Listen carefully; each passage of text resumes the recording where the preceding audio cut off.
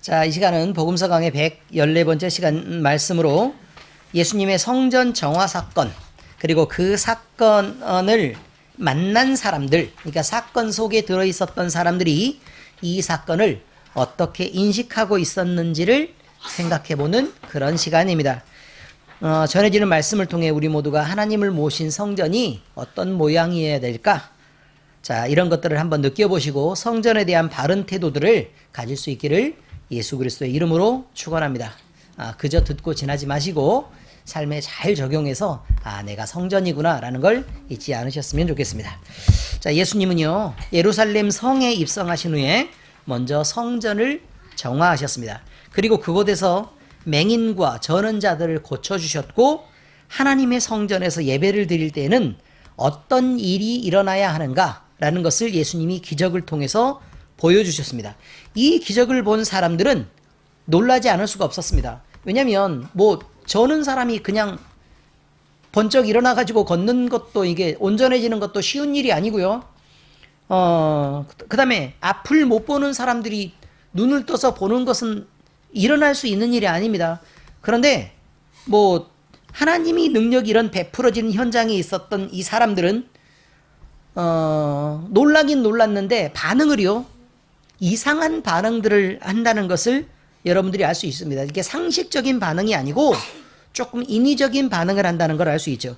하나님이 능력이 베풀어지는 그 현장에서 예수님은 이렇게 사람들이 할 수 없는 기적들, 그러니까 사람으로 일어날 수 없는 기적들을 베푸시면서 메시아로 당신이 이 땅에 오신 것을 증명하셨습니다. 그리고 그것을 본 모든 사람들은 그것을 부인할 수 없었을 것입니다. 그런데 이 사건을 본 사람들이 그렇게 예수님을 존대하지 않았다는 사실이 굉장히 충격적입니다. 성경 말씀의 이제 내용 설명입니다. 그때 당시 성전에는요 아주 많은 사람들이 들어있었습니다.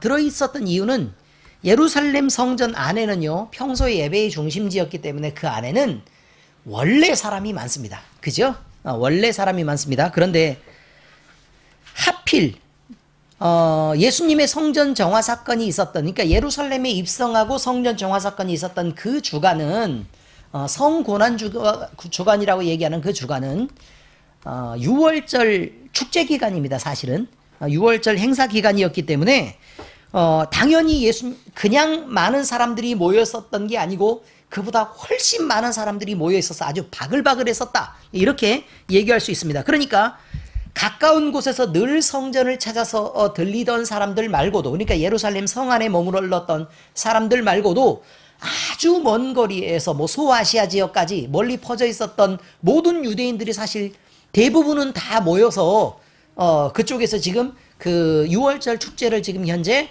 드리려고 그렇게 함께 모여 있었던 상황들이었다는 것을 우리가 좀 알아둬야 됩니다. 그러면 이런 사람들이 있었겠죠. 갈릴리 지역을 예수님이 주로 돌아다니면서 예수님과 함께 따라다녔던 사람들이 그곳에 있었을 것입니다. 맞죠? 네. 그리고 그 주변에 있지는 않았지만 그보다 조금 더 떨어져 있었던 친척들도 있고 아니면 만났던 사람들도 있고, 예수님을 공생의 기간이 그렇게 길지는 않았으니까 예수님을 직접 보지는 못했지만 예수님의 소문을 들었던 사람들이 있었을 것입니다. 그래서 엄청 궁금해했던 사람들이 있었겠죠. 그 다음에 예수님의 소문을 이렇게 자세한 얘기는 못 듣고 전에서 그런 사람이 있었대, 지금 그렇게 활동하고 있대 라고 들은 사람이, 얼핏 들은 사람들도 있을 것이고, 아니면요 아예 예수님에 대해서, 그러니까 대인관계가 막 나쁘고 사회성이 안 좋은 사람들은 이웃집하고 막 말도 안 하고 지내고 그런 사람이 있어요, 없어요? 있을 수 있죠, 그죠? 그러니까 그렇게 대인관계가 이렇게 협소한 사람들은, 멀리 떨어져 있고 그렇게 협소한 사람들은 예수님에 대한 소문을 전혀 듣지 못했던 사람들도 그곳에 많이 모여들었다, 이렇게 얘기할 수 있다, 그런 말입니다. 이렇게 다양한 사람들이 많이 모인 중심에서 예수님은 성전을 정화하고 기적을 베푸셨던 것입니다. 예수님이 능력을 베푸신 현장에 있었던 많은 사람들은 다양한 반응을 보이게 됩니다. 대부분의 사람들은 놀랍니다. 대부분의 사람들은 놀랐는데, 그리고 그들의 아이들의 입에서는 환호와 찬성이 울려 퍼졌습니다. 그런데 이게 아이들의 입이라는 게 참 중요해요. 아이들의 입이다. 오늘 본문의 말씀에 비춰보면 어른들의 반응은 사뭇 달랐던 것으로 보이기 때문에 그렇습니다. 자, 그들 중에요. 대제사장과 서기관들은요, 예수님이 하시는 일과 그 기적의 현장을 보았습니다. 근데 그들이 판단하기에는 예수님에게 직접 묻죠. 네가 지금 이 일을, 어린아이들이 막 이렇게 호산나 다윗의 자손으로 오시는 이여 막 이러면서 찬송을 하니까 그건 메시아란 뜻이거든요. 그러니까 예수님에게 따지듯 묻습니다. 네가 지금 이 일을 보느냐?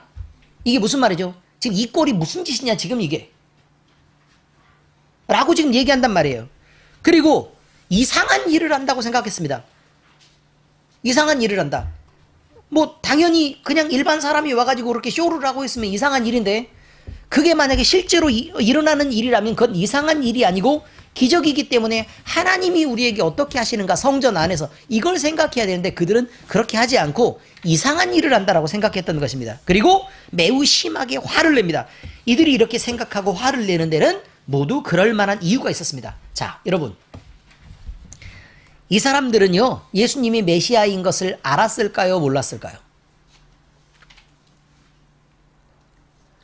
대제사장과 서기관들은 예수님이 메시아로 오신 것을 알았을까요, 몰랐을까요? 이들 생각에 예수님이 메시아일 거라고 생각을 했을까요, 안 했을까요? 안 한 거예요. 안 한 거예요. 그러니까 이상한 일이라고 얘기하죠. 그리고 예수님한테 따지듯 묻죠. 네가 지금 이 일을 보느냐? 너 때문에 지금 성전이 꼴이 뭐가 됐느냐? 지금 이렇게 얘기하고 있는 거예요. 본문에 표현된 노하여라는 단어는 원어로요, 아가낙테오라는 단어입니다. 아가낙테오. 이 말은요, 매우 많은 슬픔을, 그러니까 많다와 큰 슬픔이다 라는 말을 나타내는 말의 합성어입니다. 다시 말하면 이들은 견딜 수 없을 만큼 예수님이 하시는 행동을 보고 너무 마음이 괴롭고 힘이 들어서 견딜 수 없을 만큼 힘들고 막 슬프고 화가 나고 이렇게 격앙돼 있었다, 그런 말입니다. 다시 말하면 이들은 너무 심하게 견딜 수 없을 만큼 열이 받아서 분노하고 있었다, 이렇게 얘기하고 있습니다. 도대체 왜 그랬어야만 했을까요? 자, 이것은요, 예수님이 치료 사역을 하고 그 찬송을 호산나 다윗의 자손이여, 다윗의 자손으로 오시는 이여 라는 말로 어린 아이들이 찬송하는 이 사건 전에 있었던 일들을 우리가 돌아봐야 됩니다. 어떤 사건이 있었을까요? 성전 정화입니다. 성전 정화입니다.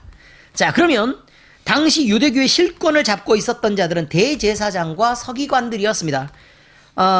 그런데 예수님이 갑자기 나타나 이들이 잘 먹고 잘 사는 이권 창출의 과정에 개입하셨다, 그 말이에요. 그러니까 돈이 직접 이렇게 들어오고 있는데 그 과정에 개입하셨다, 그 말이에요. 그런데 이것이 또 이들을 허락했던 성전 매매도 방해했을 뿐만 아니라 예수님이 일으키신 여러 기적들은 많은 사람들의 호응을 안 받아야 되는데 호응을 받고 있어. 사람들이 다 웅성웅성 그러면서 막 이렇게 다 막 믿고, 그러니까 자기들의 입장이 너무 곤란해졌다, 그런 말이에요, 지금.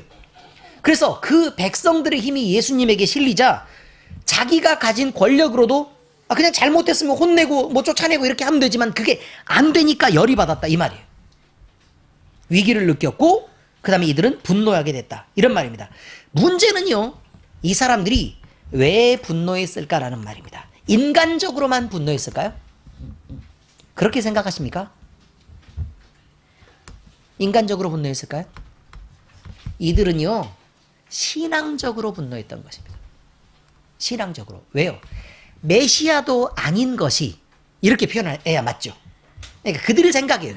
우리는 알지만 그들 생각에 메시아도 아닌 것이 와서 성전을 다 뒤집고 사고를 치면서 많은 백성들을 한꺼번에 보는 앞에서 막 이렇게 옳은 척 한꺼번에 이렇게 다 뒤집어 버리면 우리는 어쩌란 말이냐. 그리고 성전에서 매매를 하고 장사를 하고 이렇게 해가지고 돈을 걷어들이면, 그때 당시에는 성전을 보수를 하고 있었으니까 이 돈으로 성전도 보수하고 그 다음에 제사장들도 먹고 살고, 성전이 이렇게 이 큰 성전이 운영이 돼야 될 때는 이만큼의 돈은 필요한 거 아니냐, 이 말이에요. 이렇게 되고 있는데 네가 하나님의 성전이 운영되고 있는 이 일에 개입해가지고 마치 다 잘못됐다 그러면 그럼 우리는 그럼 지금까지 다 잘못됐다는 얘기냐? 이런 말이죠. 너만 신앙인이냐? 나도 신앙인이다. 그 말이에요. 자기들의 판단에 보면 그렇단 말입니다. 여러분이 신앙에서 잘못 갈 때요. 모두 다 이유가 있습니다. 다 할 말이 있어요. 너만 잘났어? 나도 다 믿음을 갖고 움직이는 거야 라고 그렇게 대답할 수 있겠죠. 그러나 이 일들은 그렇게 용납할 수 있는 일이 아닙니다. 우리는 하나님의 뜻을 물어야 됩니다. 예수님의 이런 걷잡을 수 없이 놀라운 행보는 많은 어른들을 당황시키기에 충분했습니다. 여기서 어른이란 기득권을 잡고 있고 나름대로 자기들이 갖고 있던 그 기득권이 흔들리거나 자기의 사고나 체계들이 무너지기를 바라지 않는 사람들의 무리를 그냥 어른들이라고 통상해서 말씀드리겠습니다. 자, 이는 어른들 역시 어른들을 지금 당황시키기에 충분했는데요. 어른들의 반응은 어린이들과 분명히 달랐습니다. 자, 그러면 기적이 일어나는 현장에서 이게 도대체 무슨 일인가? 라고 생각을 했을 거예요. 그죠? 그리고 막, 이거 뭔 일이 지금 일어났을까? 이렇게 전라도 사투리 쓰는 건 아니겠죠. 히브리어로 얘기를 했는데 제가 그걸 잘 모르니까 이제. 꼭 제가 너무 모른다는 거라기보다 제가 히브리어로 얘기하면 여러분들이 못 알아들으실 거니까 이렇게 알아듣는 방언으로 지금 얘기를 하는 것입니다. 웅성거리며 주변을 살폈을 것입니다.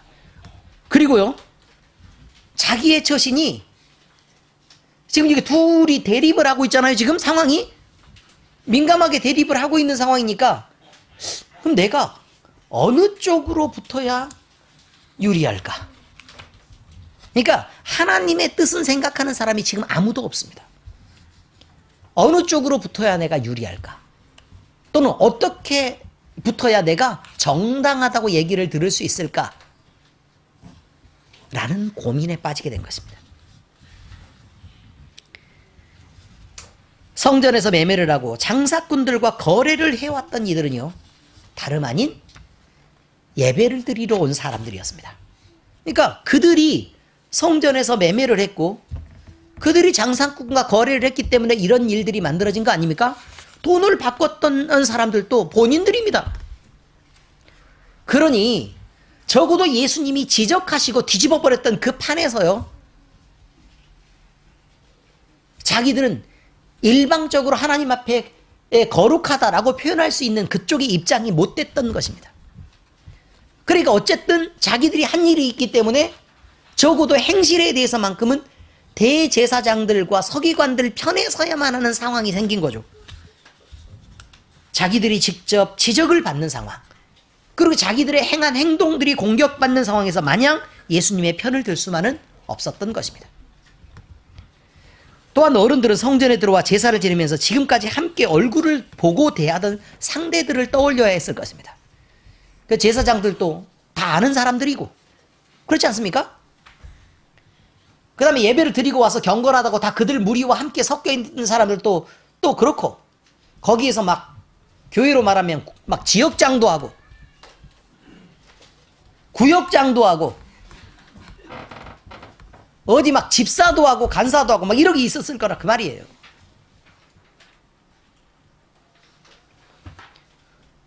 그렇게 신앙이 좋으면 좋을수록 제사장들과 친했을 거 아닙니까? 그러니 갑자기 등을 확 돌리면서 네가 잘못했어 라고 말할 수가 없는 입장적인 입장이죠. 지금 실권을 장악한 이들은 또 누군지 행동에서 살펴야 했을 것입니다. 아주 복잡한 일입니다. 어른들은 이것을 계산하고 있었던 것입니다. 무작정 예수님의 편을 들었다가 나중에 만날 후한 그런 배신을 걱정하지 않을 수 없었을 거란 얘기입니다. 이것이 어른들을 당황시키고 쉽게 행동들을 이끌어낼 수 없었던 이유일 것입니다. 그런데 이 철딱선이 없는 새끼들은 데리고 왔는데 말려도 말도 듣지도 않고, 아니 우리 애들을 보세요. 우리 애들 엄청 많은데 말을 듣질 않잖아요. 아무리 컨트롤하고 싶어도 이게 컨트롤이 되는 게 아니에요. 어느 순간에 갑자기 툭 터지면 부모를 당황시키기가 일수인 것입니다. 아이들은 보이는 대로 믿고 놀라운 그것은 마음껏 소리 지르고 그것이 찬송이 되었던 것입니다. 어린이들은 권력이 누구에게 있는지도 모릅니다. 관심도 없고 또 그 권력이 무슨 일을 할 수 있는지, 그 다음에 권력으로는 내게 어떤 영향을 주는 어떤 공포감을 나타내는지도 알지 못합니다. 그러므로 자기 자신이 어떻게 처신해야 되는지 그걸 살피면 어린이가 아니고 어른입니다. 전혀 여기에는 관심 없고 그저 눈앞에서 벌어지면 신기하면 소리 지르고 또 놀라는 상황이니까 깜짝 놀라면서 즐거워하고 있는 그런 것입니다. 그래서 이것이 하나님 앞에 찬미가 된 것입니다. 어떻습니까? 무엇이 실제인 것처럼 보이십니까? 무엇이 정직한 행동입니까? 대제사장과 서기관들은 예수님이 행하신 일과 어린아이들이 소리 지르며 환호하는 것을 보고 크게 화를 냅니다. 이들의 분노는 하나님의 성전에서 하나님이 불쌍한 사람들에게 베푸신 은혜에 대해 그것을 반해서 넘어가며 하나님을 대적하는 데까지 이르게 되는 것입니다. 예수님은 성전 부패의 주범이었던 그들을 꾸짖으셨습니다. 그리고 시편 8편 2절의 말씀을 들어서 원수와 보복자를 잠잠하게 하실 이에 대해서 말씀하시고 그들을 원수와 보복자로 칭하시고 그들을 떠나셨습니다. 자, 여러분, 성전을 부패하게 한 것, 그 사람들에 대해서 뭐라고 얘기했다고요? 그들은 원수라고 얘기했습니다. 그리고 그들은 보복자라고 얘기했습니다. 대적해서 복수하려고 하는 자다, 그런 말입니다. 이게 누구한테 한 얘기라고요? 대제사장들과 서기관들, 장사하고 매매하는 사람들, 그러니까 대부분의 어른까지 다 속해 있는 그런 일입니다. 지금 시편 87편 2절입니다. 87편이네요. 주의 대적으로 말미암아 어린 아이들과 젖먹이들의 입으로 권능을 세우시며 이는 원수들과 보복자들을 잠잠하게 하려 하심이니이다 라는 말씀입니다. 성경 말씀 적용입니다. 자, 이제 우리는 이것들을 보면서 생각을 좀 해야 됩니다. 첫 번째, 무슨 생각을 해야 되느냐? 성전의 타락은 누구의 책임이 아니라 우리의 모두의 책임인 것입니다. 보니까 거기서 자유로울 수 있는 자유로울 수 있는 사람이 누가 있습니까? 애들밖에 없죠. 결국 성전 안에서 생각을 갖고 하나님께 예배를 드렸던 사람들은 모두 다 책임이 있는 것입니다. 교회 안에는 다양한 사람들이 있고 우리는 그 다양한 부류가 존재한다는 것을 이미 알고 있습니다. 교회는 많은 사람들이 자기 위치에서, 그래서 자기 위치에서 자기에게 맞는 책임과 그 의무를 다할 필요가 있고, 그 다음에 교회를 세워나가는데 각자의 다름을 인정하고 가야 하는 것입니다. 그런데 그 책임과 의무를 다하지 못하고 자기의 본분을 잃어버릴 때 교회는 그 거룩한 모습을 지켜내지 못하고 안에서는 싸움과 분열만 있을 뿐입니다. 요즘은 교회 안에서 일치된 신앙의 모범을 따르는 것을 찾아보기 어렵습니다. 여기서 일치된다는 것은 모두 같은 일을 하라는 게 아닙니다. 지체로서 모두 서로 다른 일을 하며 예수 그리스도의 본질적인 그 신앙의 가치를 중요하게 생각하고 그 모범을 하나로 따르는 교회를 찾아보기가 어렵다는 말입니다. 각 개인들은 자기의 권리들을 자꾸 주장해대고 모든 행동을 할 때 자기의 옳음들을 드러내며 논쟁하기가 일쑤입니다. 이 모양은 흡사 예수님 시대에 예루살렘 성전의 모습을 보는 듯해서 가슴이 아픕니다. 그 시대에 예루살렘에서 성전을 관리하고 하나님의 제사를 주관하던 이들의 상황은 이제 이렇습니다. 이들은 자기의 책임을 당하지 않은 채 재물을 챙기는데 눈이 멀어 자기의 이권을 챙기는데 바빴는데 각자가 자기의 위치에서 모두 그랬단 말입니다. 대제사장은요, 그 본분이 하나님께 드리는 예배를 주관하고 하나님과 사람 사이를 중재하는데 그 본분이 있습니다. 그런데 대제사장은 자기가 해야 될 일은 잊어버리고 하나님과 사람 사이에 중요한 자리에 있으니까, 나는 높은 자리에 있으니까 나는 권위를 인정받아야 돼 라고 권위만 내세운 것입니다. 그리고 그 권위를 따라 권력을 잡는 데 집중하고 있었습니다. 한마디로 하나님과 사람 사이에서 중재를 하는 중요한 역할을 하기 때문에 권력이 주어지는 거죠. 하나님이 주시는 은사로서 그 권위를 인정받는 것입니다. 그런데 하나님은 빼버리고 자기만 남아가지고 권위를 인정받으려고 했었다. 그런 말입니다. 정치인입니다. 그냥. 또 제사장들이 있습니다. 제사장들은 예배를 준비하고 성전을 관리하는 일들을 했습니다. 그런데 이들은 자기의 신분을 이용해서 이권에 개입하고 거기서 떨어지는 혜택을 자꾸 누리려고 돈을 찾아서 다닙니다. 서기관들은 하나님의 말씀을 전문적으로 배웠던 사람들입니다.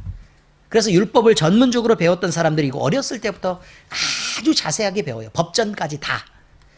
그리고 율법을 정리를 하는 일을 했고요. 그것을 또 복사를 합니다. 이렇게 필사를 해서 보관하는 일을 맡았습니다. 그래서요.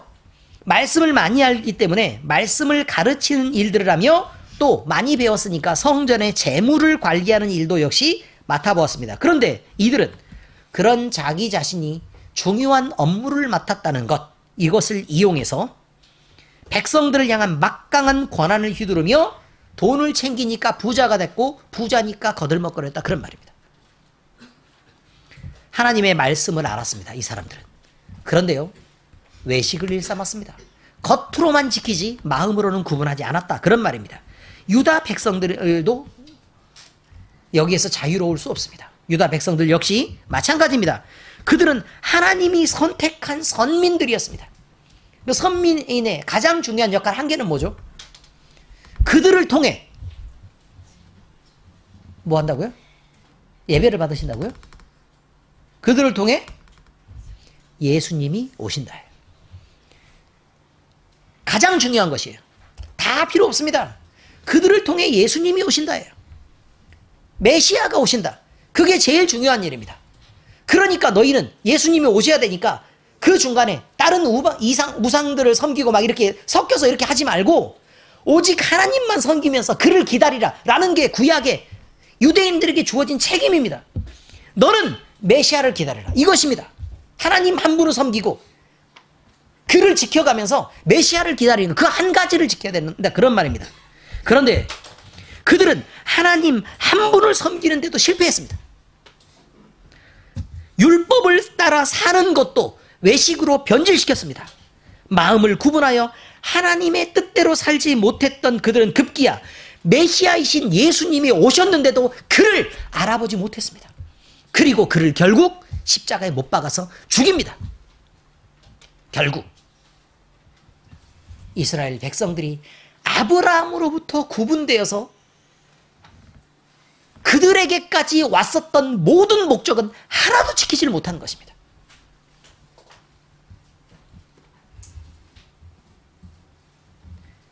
이스라엘은 선민이었지만 어느 한 구석도 바로 된 것이 없었을 만큼 그들의 지혜는 어두워졌고 마음은 부패하고 타락해 있었습니다. 그런데요. 화면 보셨어요? 오후 순서에? 보셨죠? 그들이 어떻게 살아요? 마음을 구분하고 경건하게 살고 목숨을 다하죠? 안 보셨어요? 유대인들 사는 거? 우리 송태진 간사님이 보여줬잖아요. 목숨을 다하죠. 그들이 구분해서 사는 것은요. 우리하고도 비교가 되지 않을 만큼 그렇습니다. 훨씬 경건한 모양을 갖고 있습니다. 그리고요. 마음도 우리보다 낫습니다. 그런데 하나님의 기준으로 보았을 때는 그렇게 형편없었다 그 말입니다. 그러니 우리는 어떻겠습니까?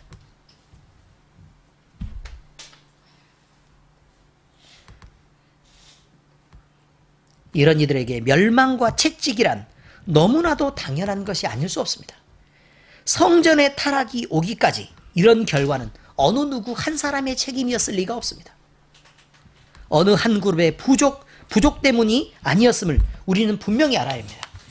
이처럼 교회의 타락도 먼저 돈을 밝히며 영적인 것으로 어두워지고 하나님과의 관계를 중요하게 생각하지 않는 목회자들의 책임입니다.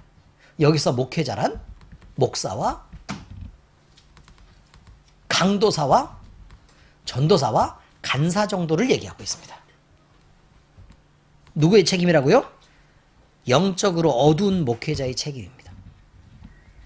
이와 함께 물질 만능주의에 빠져 하나님보다 돈을 우선하고 결국 하나님이 성령 충만 주시는 것보다 나한테 수많은 재물을 쏟아붓는 걸 더 기뻐하는 성도들에게 책임이 있다. 그런 말입니다. 사랑의 섬김보다 나를 칭찬하고 높여주기를 원하고 또 뭐 하나 일을 하면 참 잘했어요. 어쩜 이렇게 잘하셨어요. 라고 인정받기를 원하며 또 내 새끼를 우선해서 챙기느라 옳고 그름도 구분하지 못하고 분별 없이 행동하는 이 시대의 모든 성도들의 책임인 것입니다. 교회가 자기 책임을 못할 때 교회는 더 이상 하나님이 거기에 머물러 있지 않습니다. 왜냐하면 원수와 대적자라고 얘기했으니까요. 이런 교회는 이름만 있을 뿐 절대로 하나님의 능력이 나타날 수 없습니다. 로마서에 우리가 한 몸에 많은 지체를 가졌으나 모든 지체가 같은 기능을 가진 것이 아니니 이와 같이 우리 많은 사람이 그리스도 안에서 한 몸이 되어 서로 지체가 되었느니라. 자, 그러면 이 모든 지체가 모여서 하나의 교회를 만들고 교회가 하나님 앞에 영광을 이루어야 되는데 여러분 독감에 걸려보셨습니까? 바이러스 들어와가지고 부분적으로 염증 조금 난 것 때문에 열이 나서 온몸이 죽을 것 같죠? 그렇지 않습니까? 그렇습니다. 아니 배에 가스가 차가지고요. 가스가 안 빠져서 거기서 우울거리면요.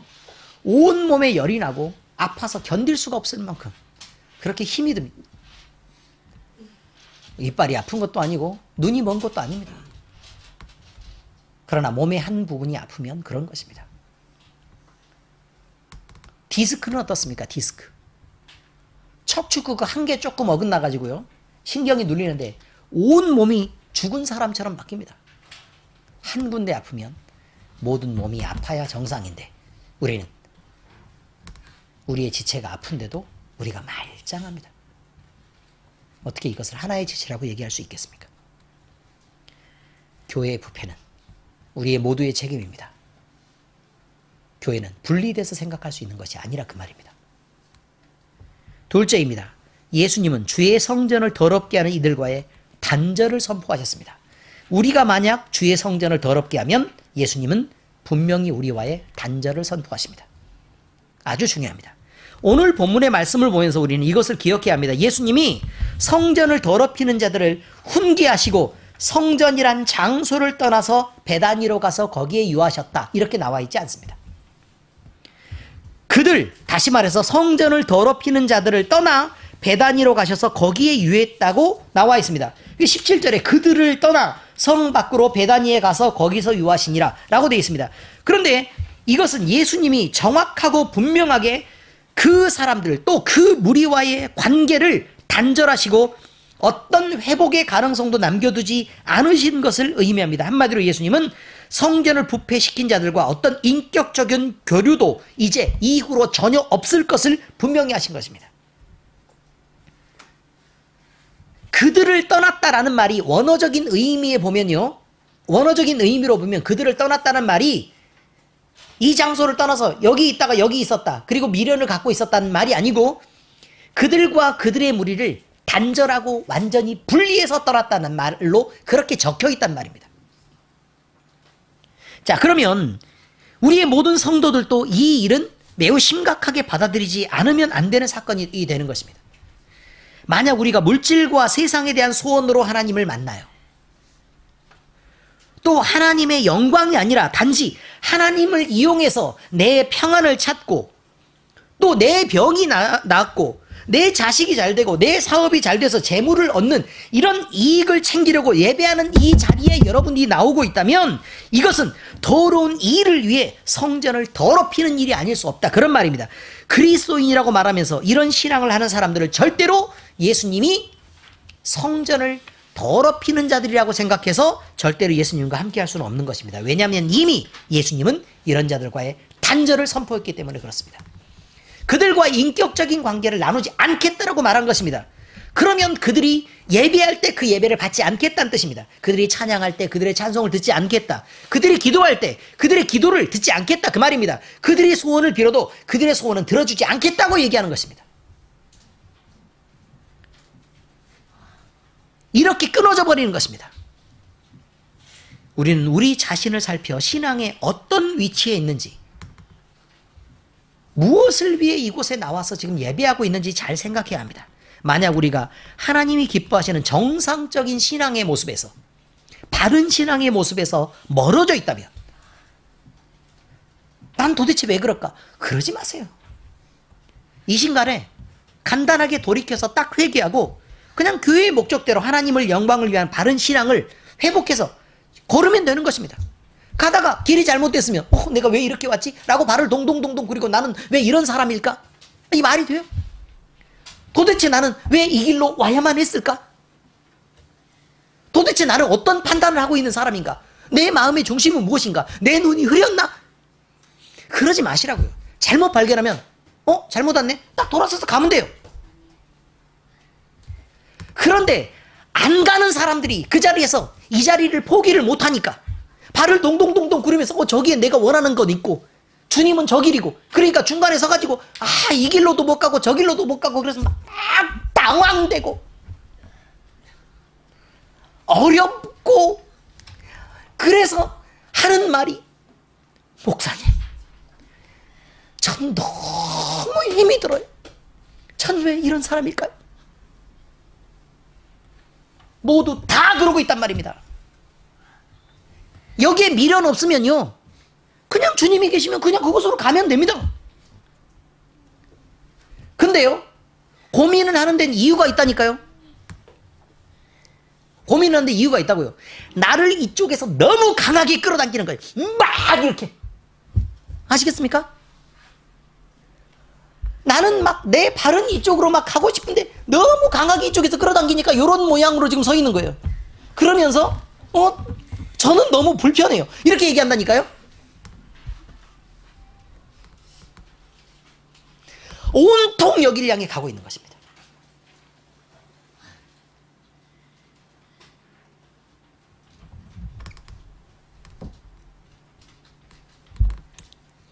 돌이켜야 합니다. 아무것도 없습니다. 가보면 망하는 길입니다. 셋째, 어린아이와 같은 순수한 마음으로 주님을 보아야만 합니다. 그래야 그가 보입니다. 예수님이 성전을 정화시키는 그 자리에서 어른들은 자기 입장을 살폈습니다. 그래서 각자의 머릿속에 매우 바쁘게 지금 내가 예수님의 편을 드는 게 맞을까? 아니면 대제사장들과 이쪽의 얘기를 듣는 게 옳을까? 이렇게 사람 이렇게 왔다 갔다 이렇게 하면서 유리한지 불리한지 여기에 대한 계산을 하라고 바빴을 것입니다. 예수님은 우리에게 없는 것들도 있는 것처럼 편을 들어서 행동하라고 요구하지 않습니다. 다시 말씀드리죠. 예수님은요, 아무것도 없는데 너희가 믿음을 동원해서 이걸 믿어봐라 라고 얘기하는 게 아니라 그 말입니다. 다만 하나님의 능력이 베풀어진 현장에서 네가 그것을 직접 보고 경험하고 있다면 눈치를 보면서 유리 분리를 생각하지 말고 얄팍하게 행동하지 말라는 것입니다. 그저 사실로 인정하면 그 일이 여기 일어났어요. 그러면 일어났네 라고 얘기하면 되는데, 사람이 일으킬 수 없는 일이면 그래, 이거 하나님이 하셨네, 이러면 되는 거잖아요. 그런데 걷다 대고 하나님이 하셨네 하고 요 입장적인 입장하고 지금 두 개를 왔다 갔다 이러면서 계산을 계속하고 있다니까요.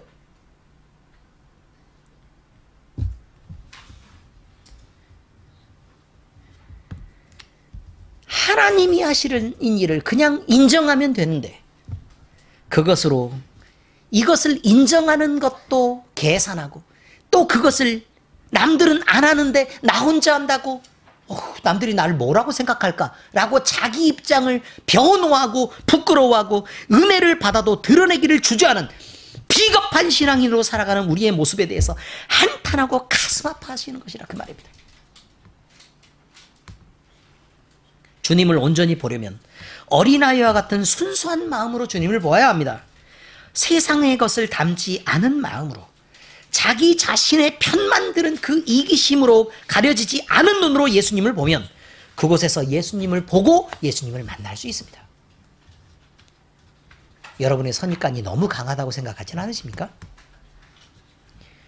내가 목적하는 모든 것을 내려놓지 않으면, 내가 인정받고 내가 가려고 하는 방향을 먼저 내려놓지 않는다면 살아계신 그 예수님을 만날 수 없고 그저 내가 만들고 내가 원하는 그분만 만나는 것입니다. 오히려 사탄이 그래서 그 자리에서 속삭이는 소리를 들을 수밖에 없는 것입니다. 그래서 귀신이 안 떠나요. 마음을 붙잡고. 우리는 오늘 주님이 만난 이들의 서로 다른 반응에 대해서 말씀을 나눴습니다. 성전의 주인 되신 예수님을 모두 보았습니다. 그러나 어떤 이들은 자기의 이권이 침해받는다 하여 예수님을 미워하고 화를 냈습니다. 그리고 자기의 신앙적 기준까지 모두 총동원 해봤지만 그 생각을 돌이킬 수가 없었습니다. 불쌍한 일입니다. 어떤 이들은 자기의 입장을 따라 계산하며 사람들의 눈치를 보느라고 주님을 먼저 기뻐할 수 없었습니다. 사실 그대로를 표현할 수가 없었습니다. 그 자리에서 일어난 일은 분명히 누가 보아도 메시아인데, 하나님이 하신 일이 분명한데 그저 나를 어떻게 생각할까를 생각하느라고 예수님을 예수님으로 대접하지 못했다, 그 말입니다. 그런데 어린아이들은 보이는 그대로의 예수님을 보고 기뻐하며 찬미를 드릴 수 있었습니다. 오늘 우리는 이들 무리 중 어떤 무리에 속하는 사람입니까? 우리 모두는 어린아이처럼 마음을 깨끗하게 하여 하나님 그대로의 하나님을 보고 예수님 그대로의 예수님을 만나고 또 그것으로 족한 성도들이 되시기를 예수님 이름으로 축원합니다. 기도하겠습니다. 하나님 아버지 감사합니다. 우리를 하나님의 거룩한 교회로 삼으시고 예배하는 자로 세워주시니 감사를 드립니다. 그런데 돌아보면 우리는 예수님 시대의 대제사장이나 서기관들처럼 그저 무력에 어두워 세상의 것을 얻으려고 우리의 신앙을 총동원하여 주님을 만나고 섬겨왔던 오류를 범했던 것을 인정하고 주님 앞에 용서를 구합니다. 이제 우리가 소원하고 다짐하는 주님이 우리를 사랑하시는 그 사랑을 인정하고 순수한 마음과 믿음으로 나 자신을 먼저 감추고 예수님을 만나기를 원합니다. 또 그렇게 예배하기를 원합니다. 이제부터라도 우리 각 성도들이 주님의 거룩한 성전답게 겸비하여 살아가도록 우리 자신을 돌아보고 행동을 고치도록 도와주시옵소서. 우리는 느낌만큼 움직여 주님을 영화롭게 하겠습니다. 어떤 상황에서라도 우리를 향하신 그 기적의 복음을 들고 전하도록 노력하겠습니다. 복음의 증인으로 살겠습니다. 주님의 영광에 그 이름의 영광이 가려지지 않도록 우리는 살며 주님이 주신 사랑을 실천하겠습니다. 이제 우리가 껍데기뿐인 성전으로 살지 않겠습니다. 당당히 살아계신 예수님의 능력을 의지해서 우리 예수님 모시고 모든 순간을 바른 예배를 드리는 예배하는 자로 살겠습니다. 주님이 우리를 도와주시옵소서. 이 모든 말씀을 우리의 살아계신 주님이 되시는 예수님 이름으로 기도드립니다. 아멘.